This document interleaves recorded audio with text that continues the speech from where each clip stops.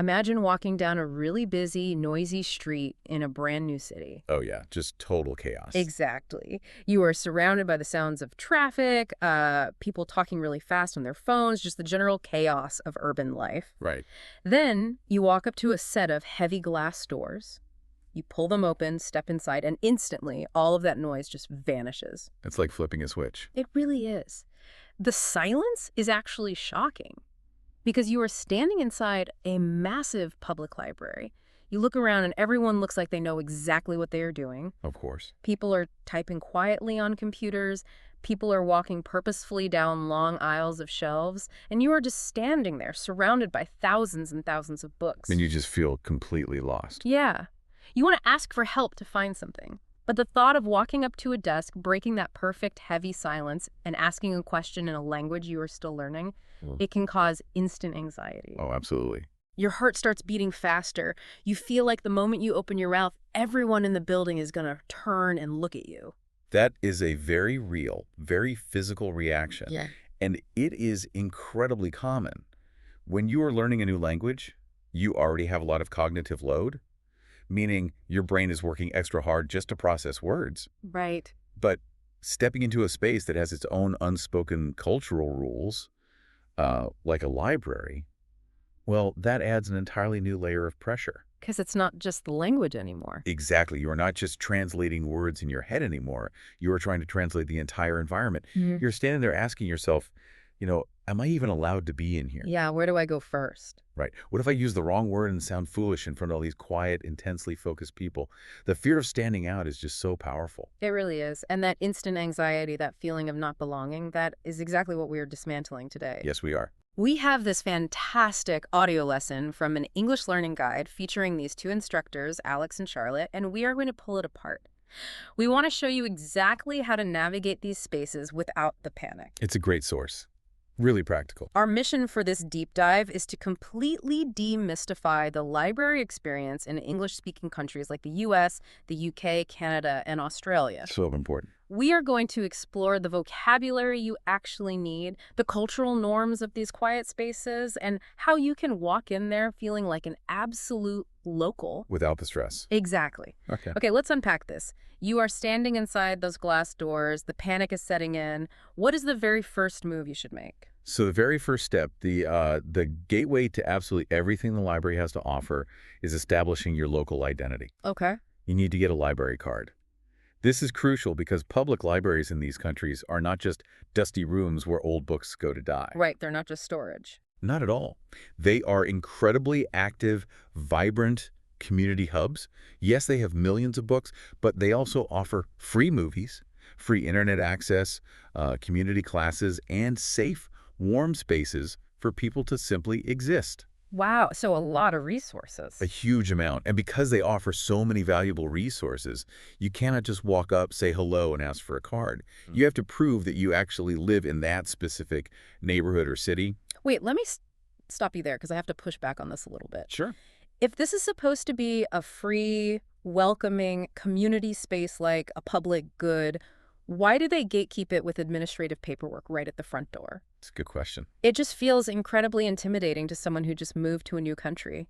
You know, you are already grounding in paperwork for visas and housing, and now you need it just to read a book. That's a completely fair point, and it does feel like a contradiction on the surface. I mean, free, but with paperwork. Exactly. But to understand why this rule exists, we have to look at the underlying mechanics of how these spaces survive financially. Okay, the money. Right.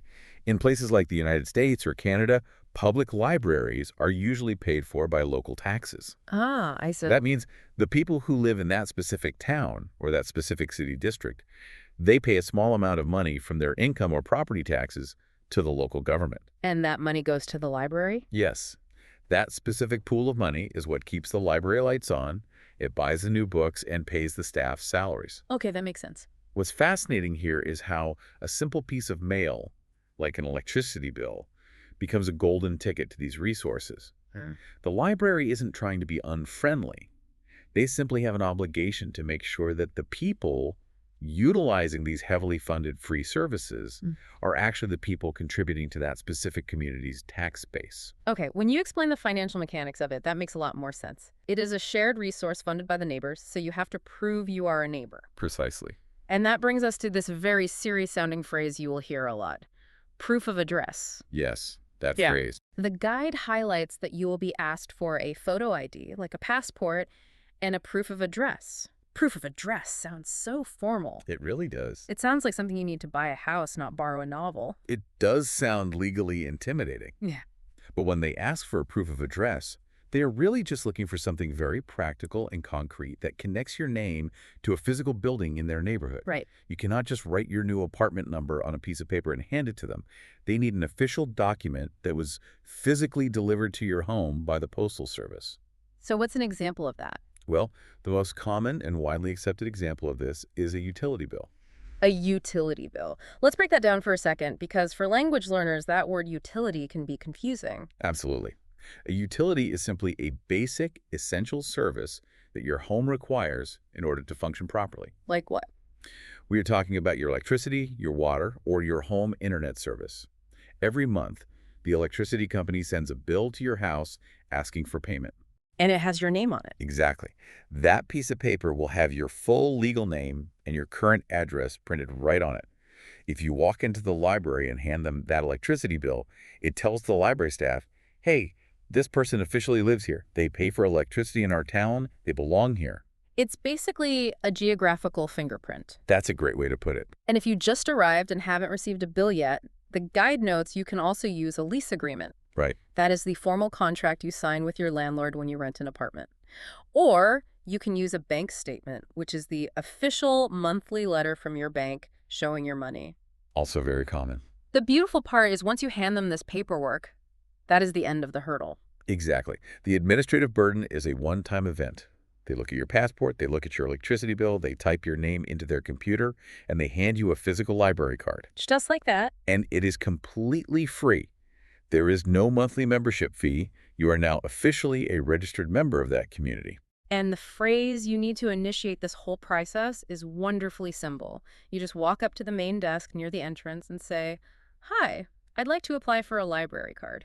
Perfect. It is polite, it is direct, and it is exactly how a local native speaker would ask, "I'd like to apply for a library card." Keep it simple. Okay, so congratulations. You have conquered the paperwork.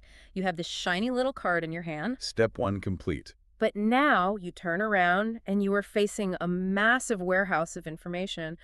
Where do you even begin to find the one specific thing you want to read? This is where we need to talk about the invisible map of the library. But the map. Yeah.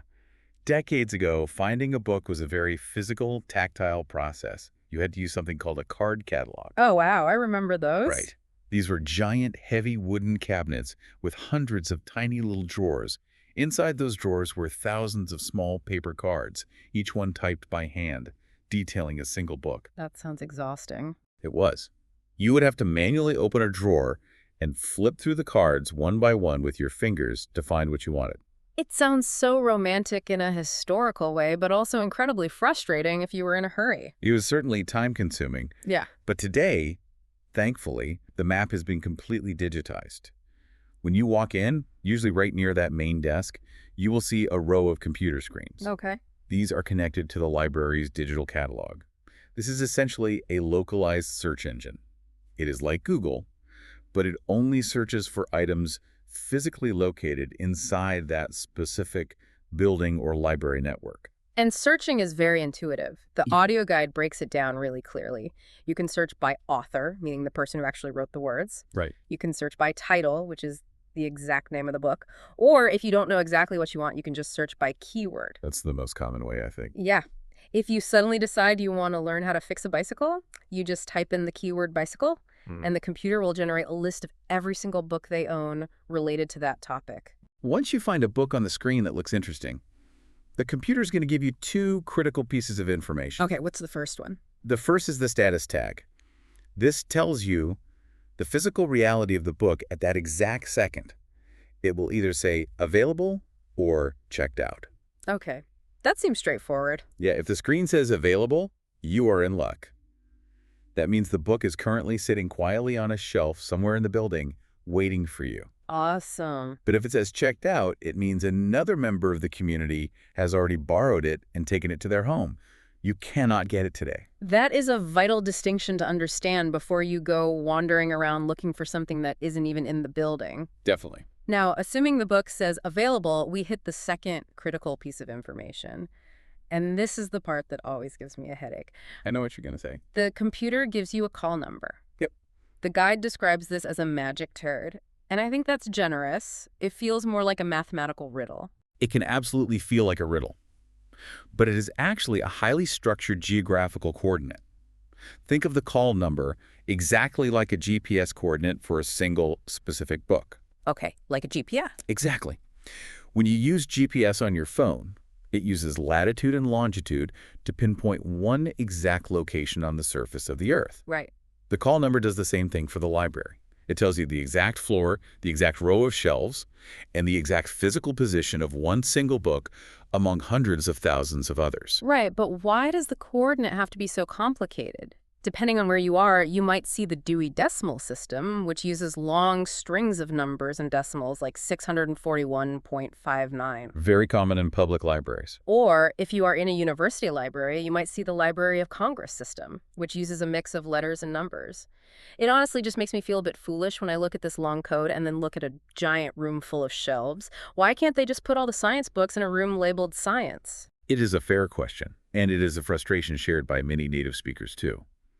But the reason these systems are so incredibly complex is because human knowledge itself is endlessly complex. What do you mean? If you just had a room labeled science, how would you organize it inside that room? Do you put biology next to physics? What about a book on the history of medical physics? Where does that go? Oh, I see. It gets messy fast. Exactly. The systems, like Dewey Decimal, attempt to categorize every single concept the human brain has ever come up with into a structured hierarchy. It has to be complex to function. So you write down this long, complicated GPS coordinate on a tiny scrap of paper, or you take a picture of it with your phone and you walk out into the main library floor. And good luck. The tall rows of bookshelves you walk between are commonly referred to as the stacks. I love that term.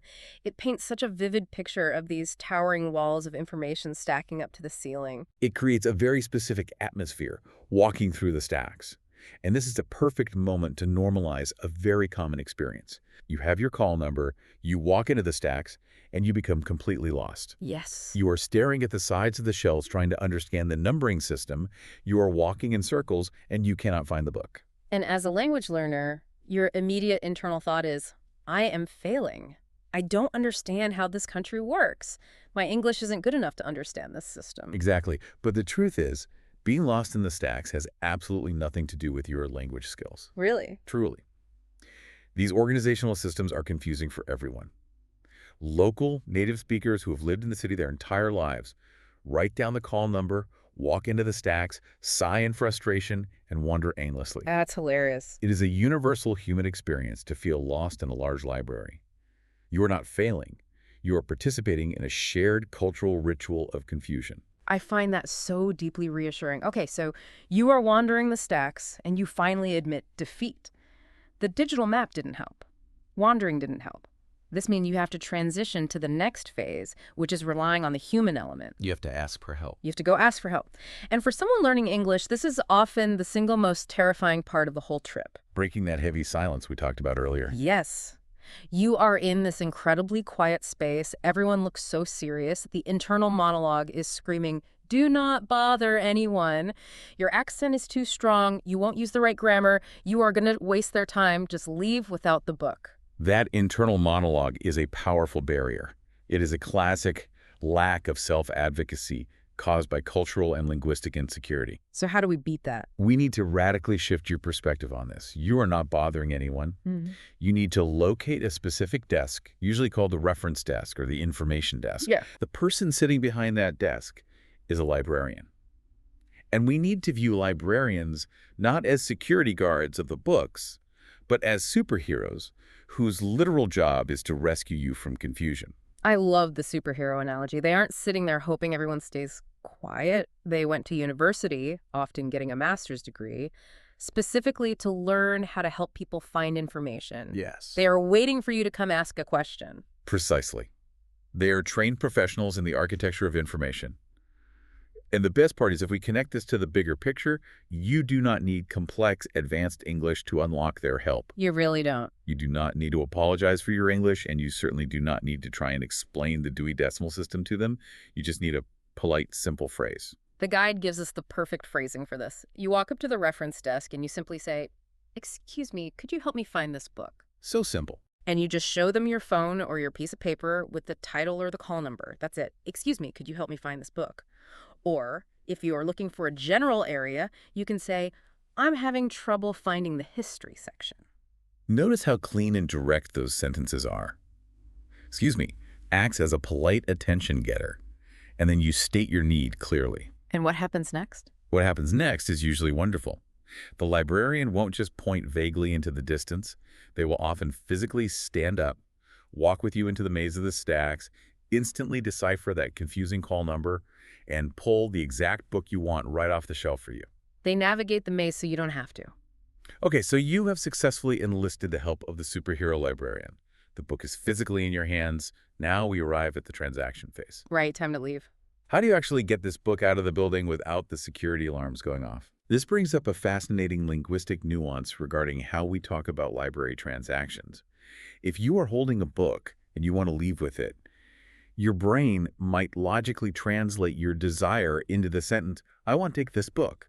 Which makes sense logically. It does. However, in English, using the word take in this specific environment sounds a bit aggressive. It almost implies you are stealing it or that you intend to keep it forever. Right. Taking implies permanent ownership, but you are just borrowing it. So we have to use a very specific phrase. We don't take books, we check out books. You want to check out the book. The physical process of checking out is very straightforward. You take your book and your library card back to that main front desk, often called the circulation desk. Okay. You hand them to the staff member, they scan your card, they scan a barcode on the back of the book, and the computer registers that you are the person borrowing it. But let's be honest, even with the superhero librarian, sometimes you just do not have the emotional energy to have a conversation in a new language. Oh, absolutely. Some days, the cognitive load is just too heavy. The guide highlights a fantastic alternative for those days: the self-checkout kiosk. The self-checkout kiosk is a wonderful piece of technology, especially for introverts or language learners feeling overwhelmed. It's a lifesaver. It is a machine that looks like a small computer screen attached to a barcode scanner. You don't have to speak a single word to anyone. How does it work? You walk up to the machine, you scan the barcode on your library card, you scan the barcodes on your books, and the machine processes the entire transaction automatically. It is a brilliant, low-stress way to utilize the library completely independently. Whether you use the human at the desk or the self-checkout machine, the transaction always finishes with a critical piece of paper: the receipt. Very important. The machine prints it out or the librarian hands it to you. Do not throw this receipt away. It contains the most important rule of the library: the due date. The due date is the exact specific day that the library expects you to bring the book back to the building. You are entering into a temporary contract. You can enjoy this item for free, but it must be returned by the due date. And this leads us to the consequences. What happens if you forget? It happens to everyone. What if life gets busy? You don't finish the book and the due date passes. The moment that day ends, the status of your borrowed item changes. It becomes what we call overdue. Overdue is a compound word. The time it was due has passed or gone over. Right. When the item is overdue, you are officially breaking the rules of the shared community resource, and this introduces the concept of the late fine. A fine is a financial penalty. Money. Yes. Historically, libraries would charge you a small amount of money, usually just 10 or 20 cents, for every single day the book was late. It sounds like a tiny amount of money, just a few coins. But it adds up. I remember reading a story about someone who accidentally dropped a library book under the passenger seat of their car and forgot about it for 3 months. By the time they found it, that daily fine of 20 cents had grown so large that they actually had to pay the library the equivalent of buying a brand new hardcover book. That is painful. It really is. It makes me wonder, is the whole library system inherently punitive? Is it designed to punish people for making simple mistakes? That is a very perceptive question. And it is a debate that librarians themselves have been having for years. Really? Yes.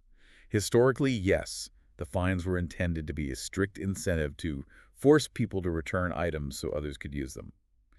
However, we are currently seeing a massive cultural shift in how public libraries operate, which our guide thankfully addresses. What's changing? Many modern libraries are entirely eliminating late fines. They're wiping them out completely. Wait, really? Why would they give up that income and that control? Because they looked at the data and realized that financial penalties were actually destroying their core mission. Ugh. Well, the goal of a library is to provide free access to information for everyone.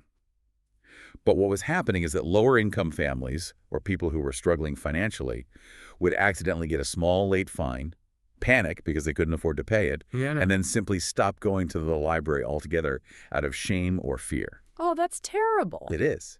The fine became a permanent barrier to entry.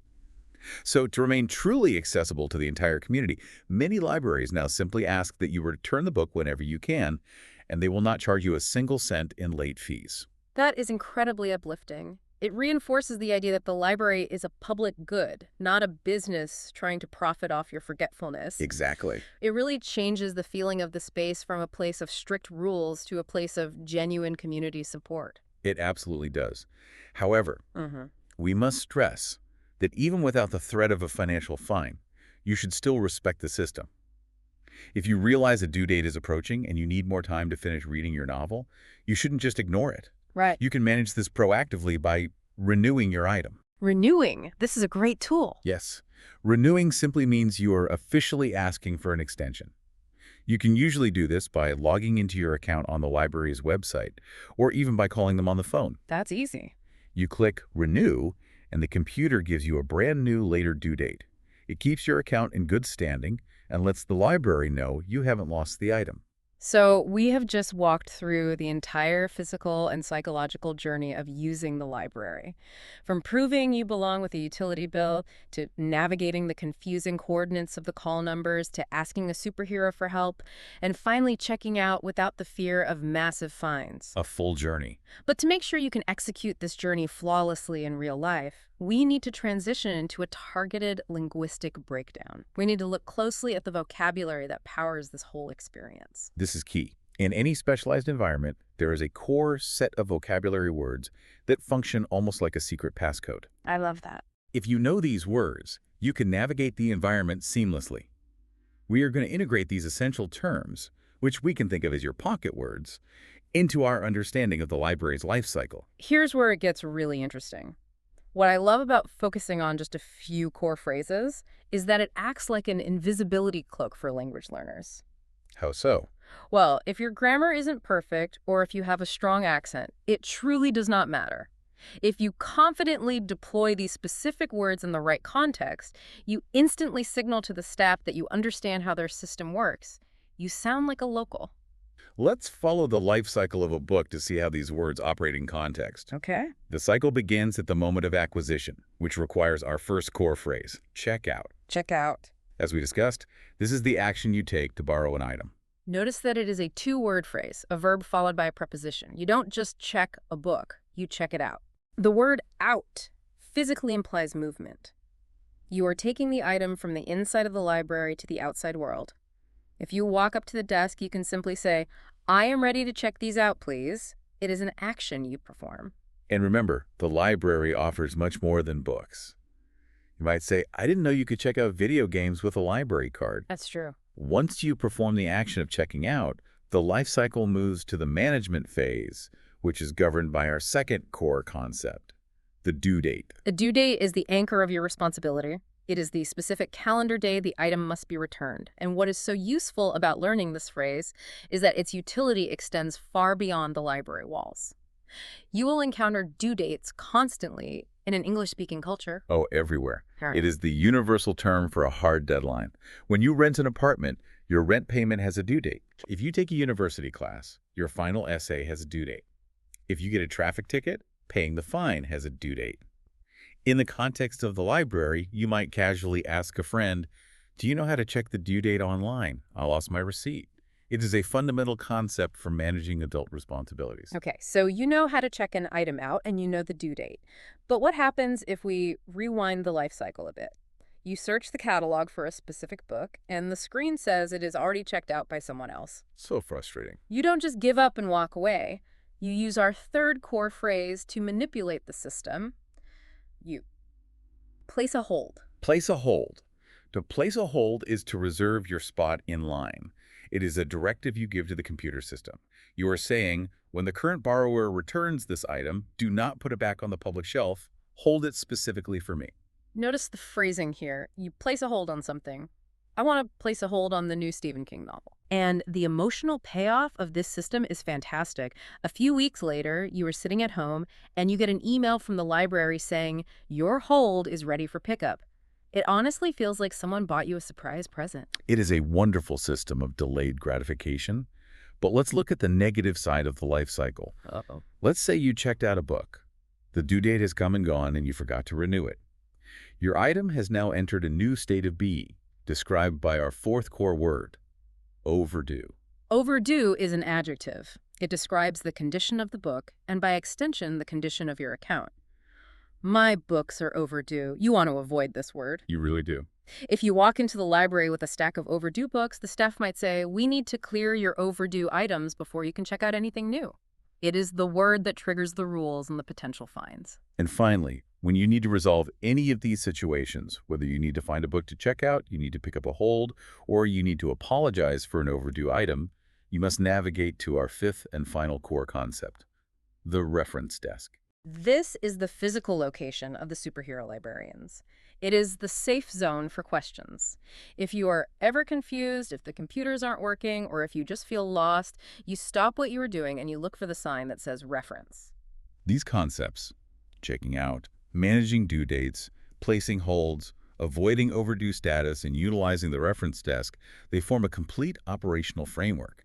By internalizing them, the library transforms from an intimidating maze into a highly accessible, logical system. But knowing the correct vocabulary is really only half the battle. As anyone who has ever tried to become fluent in a second language knows, the hardest part isn't learning new words. What is it? It is unlearning the logical but completely incorrect phrases that our brains naturally invent. This is a crucial point. When we learn a new language, our brains desperately try to map our native language's grammar and logic directly onto the new English vocabulary. Right. This process of direct translation often creates friction. The sentences make sense in our heads, but they sound clunky, confusing, or completely unnatural to a native speaker. Let's dive deep into this friction by analyzing 3 specific, very common mistakes that ESL learners make in the library. This is from the Smooth It Out segment of our source guide. Great segment. We're going to look at the flawed logic behind them, and then we are going to smooth them out into natural English. Let's start with the first scenario. You walk up to the circulation desk, you hand the staff member a book, and you say with perfect confidence, I want to lend this book. If you say this to a native speaker, you will see a brief flash of confusion cross their face. Yeah. They will pause, trying to calculate what you mean. The friction here is caused by a classic mix-up of directional verbs. Lend versus borrow. Let's analyze the physical direction of these actions. If I lend something, the object is moving away from me. I own it, and I am giving it to you temporarily. Right. If I borrow something, the object is moving toward me. You own it, and I am taking it from you temporarily. Precisely. So in the ecosystem of the library is the entity that owns the book. The library is the one doing the lending. The library lends the book to you. Okay, I follow. You, the patron, do not own the book, so it is impossible for you to lend it. You want to take it home, which means you are borrowing it. When you walk up to the desk and say, I want to lend this book, you are accidentally telling the librarian that you brought a book from your house and you want to give it to the library. Which makes no sense to them. Exactly. You are reversing the directional flow of the entire transaction. The logic fails because the arrow of movement is pointing the wrong way. So, to smooth this out, we simply flip the verb to match the direction. Right. Instead of saying, I want to lend this book, you say, I'd like to borrow this book. Or, even better, you utilize our core vocabulary and say, I'd like to check this book out. It is smooth, accurate, and directionally correct. Let's move to the second common mistake. You are looking for a specific topic to read about, so you find a librarian and ask, where's the book of science? Oh, the book of science. I absolutely love this mistake because of the imagery it creates. It's very cinematic. It is. When you ask a native speaker for the book of science, It sounds incredibly dramatic. It sounds like you are on a quest in a fantasy movie, looking for one single, ancient, glowing textbook hidden in a secret vault that contains all the scientific knowledge in the universe. It is a very charming translation error, but it reveals a misunderstanding of how the architecture of information works. A library obviously does not have just one book on a massive, broad topic like science. Right. It has thousands of them. Therefore, it organizes its physical space geographically. It divides the building into categories or zones. Right. You are not searching for a single physical object. You are asking for directions to a geographical territory within the building. Exactly. So the smooth upgrade requires us to change the noun we are asking for. Instead of asking for a specific book, you ask for the area. You say, where can I find the science section? The science section. You are asking to be pointed toward the correct zone. You could apply this to anything. Where can I find the history section? Where's the children's section?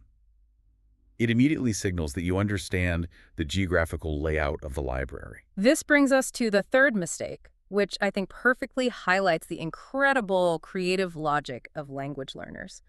Our brains are so good at trying to solve puzzles. They really are. Imagine you are returning a book 3 days late. You walk up to the desk, you want to apologize, and you try to explain the situation by saying, I'm sorry, my book is past the time. My book is past the time. This raises an important question, about how idioms and translations collide.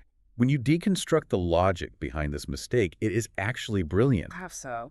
The learner understands the situation perfectly. They know they had a deadline. They know the agreed upon time to return the book has literally moved past them. So they translate the physical concept of time passing directly into their sentence. The logic is flawless. It is flawless logic, but a terrible translation. Why? Because in English, past the time is an established idiom, and idioms are the enemy of logical translation. They ruin everything. Idioms have culturally agreed upon meanings that have nothing to do with the literal words being used. Exactly. In English culture, the idiom to pass the time means to engage in a casual activity, specifically to keep yourself entertained while you are forced to wait for something else to happen. Let's give a real-world example. If I'm sitting in the waiting room at the doctor's office and my appointment isn't for another 20 minutes, I am bored. Naturally. So, I might pull out my phone, play a puzzle game to pass the time. I am doing an activity to make the mental experience of waiting feel faster. It has absolutely nothing to do with missing a deadline or being late for something. So when you hand your late book to the librarian and declare, my book is past the time, the librarian's brain tries to process the idiom. What are they thinking? It sounds as if your book was sitting in a waiting room, bored, playing games on its phone to entertain itself. It makes absolutely no sense in the context of a transaction. The intention is correct, but the cultural idiom creates a wall of confusion. To smooth this out, we must completely abandon the concept of passing time and return to our core vocabulary. Right back to the pocket words. We need the adjective that describes the state of being late. You simply say, I'm sorry, this book is overdue. This book is overdue. It is so much simpler. You don't need to explain the passage of time. You just state the factual condition of the item cleanly and politely. We have spent a considerable amount of time analyzing the rules, dismantling the psychological barriers, defining the core vocabulary, and correcting common translation errors. We've covered a lot of ground. To truly solidify this knowledge, the most effective method is to observe how all of these elements interact dynamically in a real-world scenario. We need to see the theory in action. The language guide we are analyzing provides a fantastic role-play scenario between two of its instructors. We are going to break this role-play down scene by scene, like directors analyzing a movie, to see how everything we've discussed is applied.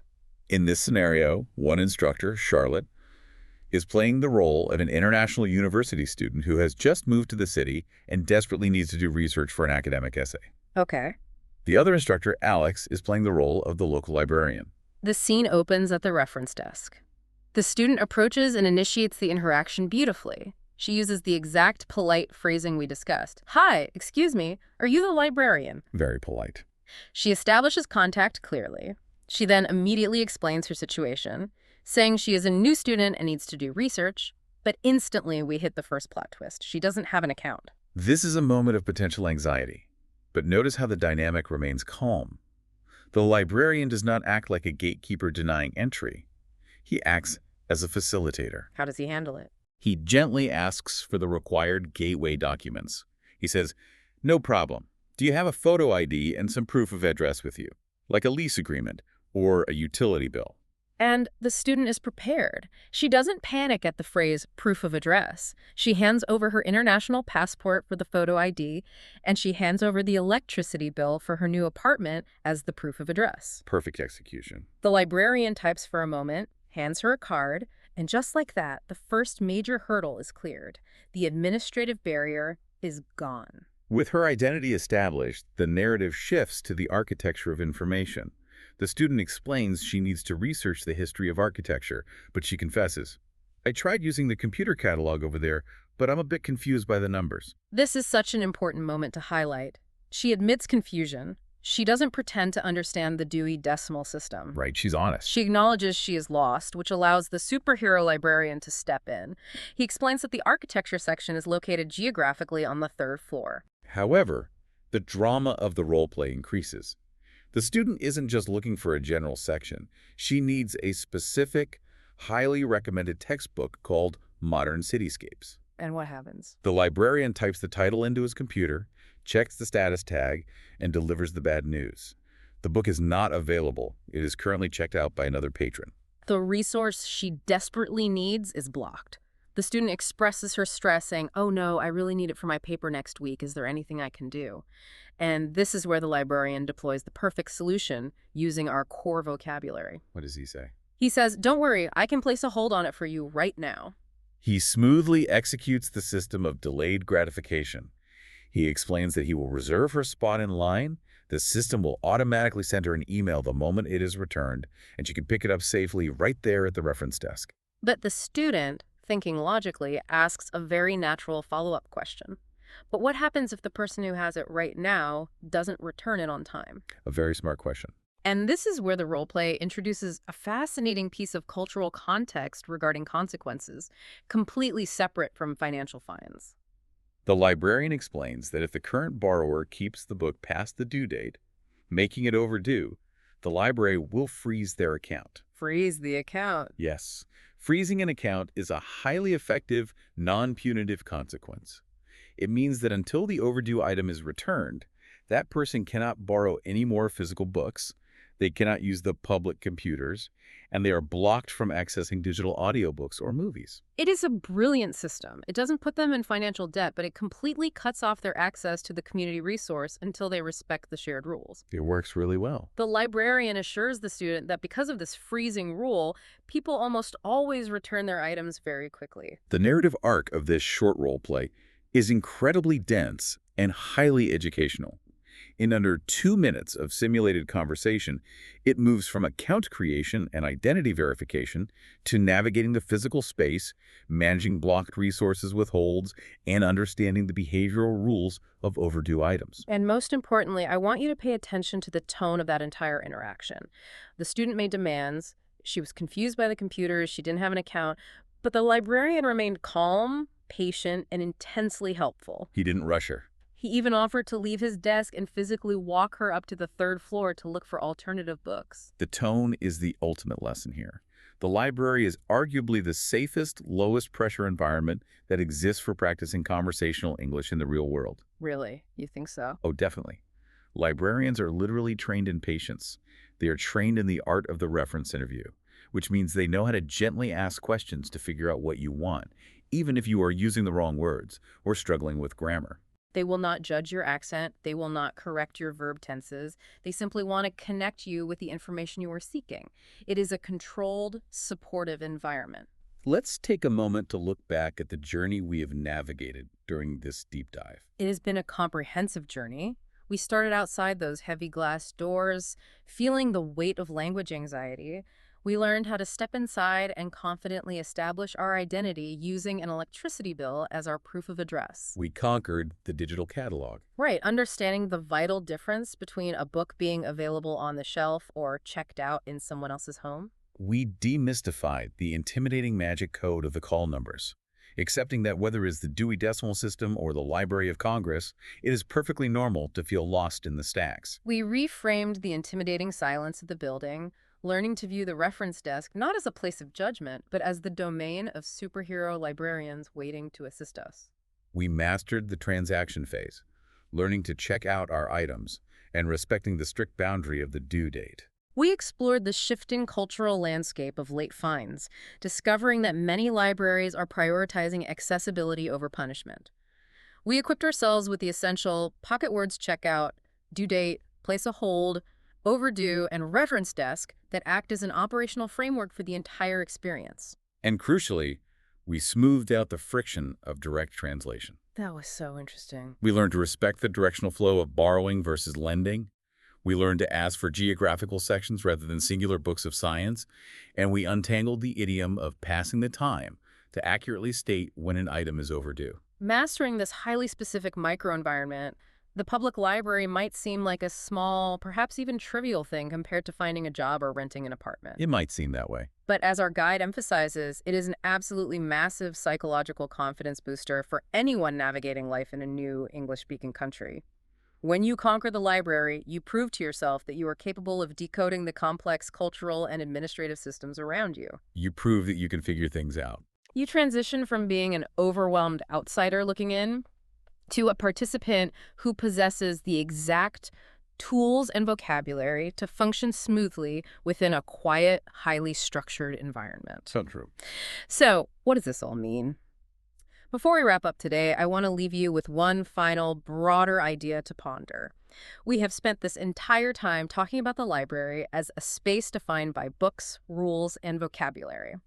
But I want you to consider the unique sociological nature of the building itself. Okay, sociological. The public library is one of the very last indoor, climate-controlled public spaces left in modern society where you are absolutely not expected to spend a single cent of money to justify your presence. That is a profound realization. In almost every other environment, your presence is tied to commerce. Exactly. You cannot sit in a coffee shop for 4 hours without buying a coffee. No, they'll ask you to leave. You cannot sit in a movie theater without buying a ticket. You cannot wander a shopping mall without the implicit expectation that you are a consumer. But in the public library, you are allowed to simply exist. Just exist. You can sit at a table for 8 hours in the air conditioning, using the free Wi-Fi, reading a magazine, and no one will ever ask you to buy anything. You are allowed to be there safely for free simply because you are a human being in that community. So the provocative question becomes, if this space is so uniquely detached from consumerism, how does mastering the language and navigation of this specific building change your relationship with your new city? How does it change the way you view your own right to belong? When you walk in and confidently engage with that system, you are no longer acting as a consumer trying to buy your way into the culture. You are acting as a citizen, claiming your rightful access to a shared community resource. Think about the power of that transition next time you walk past a public library. It shifts your identity from a guest to a resident. Beautifully said. And finally, taking a cue directly from the call to action in our source material, we want you to practice this newfound confidence right now. We want you to think about your absolute favorite genre of books. Do you love the heart-pounding suspense of murder thrillers? Do you love the deep emotion of romance novels? Do you prefer the factual reality of historical biographies or the imaginative world-building of science fiction? Whatever it is that you love to read, take a moment right now in your head and practice the exact sentence you would use. Imagine walking up to the reference desk, making eye contact with the librarian, and politely asking them to help you find that specific section. Because now you know exactly what to say and you know exactly how the system works. There is no more need for anxiety. There is just a quiet space, a cryptic number system that you now know how to decode, and a whole world of free stories waiting to be checked out. Until next time, keep exploring and keep claiming your space in the community.